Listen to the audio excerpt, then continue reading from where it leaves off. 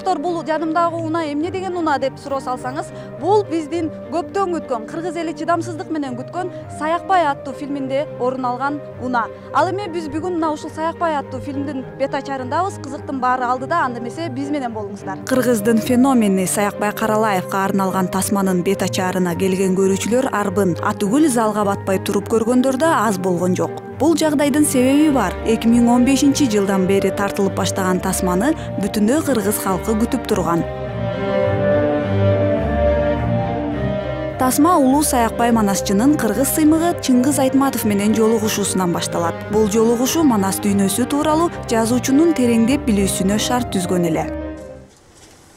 Эй, биздикине бир чоң конок келетат дейт. Казаныңдасып самоорунду беренде дейт. Саякбай Каралаевке бала кезинде эле айтуучулук өнөрү роолонуп, турмуштун кыйын кезеңдерин манасы менен гана жеңген. Фильмде дал ушундай учурлар көрүүчүнү чынында толкундатат. Тасма менен жериңдин тирбесинен бүткөндөй, айың менен күнүңдүн өрөзүнөн бүткөндөй, алтын менен күмүштүн. Легендарлуу эпиктин ролун белгилүү театр чебери Марат Жанталиев ийине жеткире аткарган.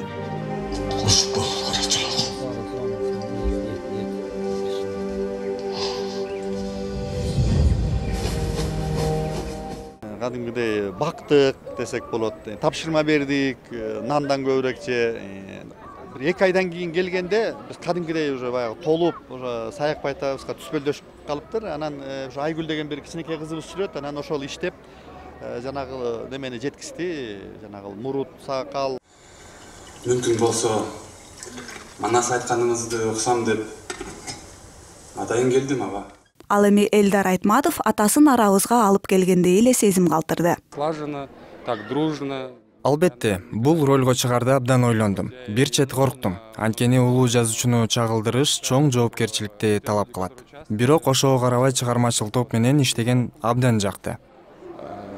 Тасманы тартуу иштери дээрлик тоң аймагында жүрүп, сценарийин жазууда режиссер менен катар бир топ манасчылар эмгектенген. Алар генийдин жашоосундагы окуяларды жеткиликтүү кылып берүүнү максат көрүшкөн.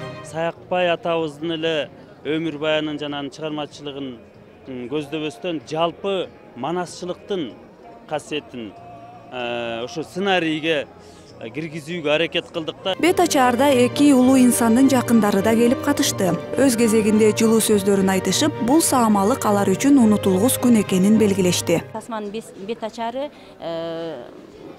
бүгүнкү күнү 7 сентябрь бул атамдын, ушу Саякбай атанын өзүнүн туулган күнү.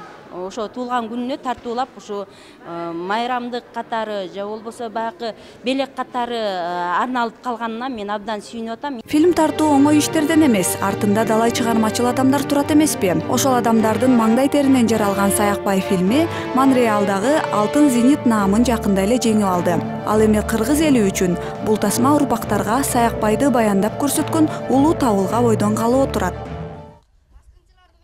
Нормально, беги.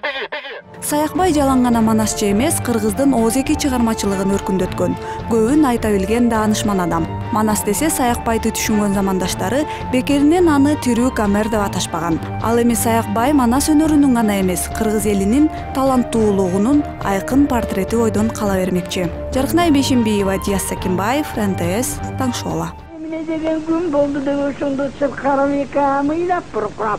Ошого чыкты көк жалган атаңдын көз дүйнөгүн. Аяшан бедеси кетти.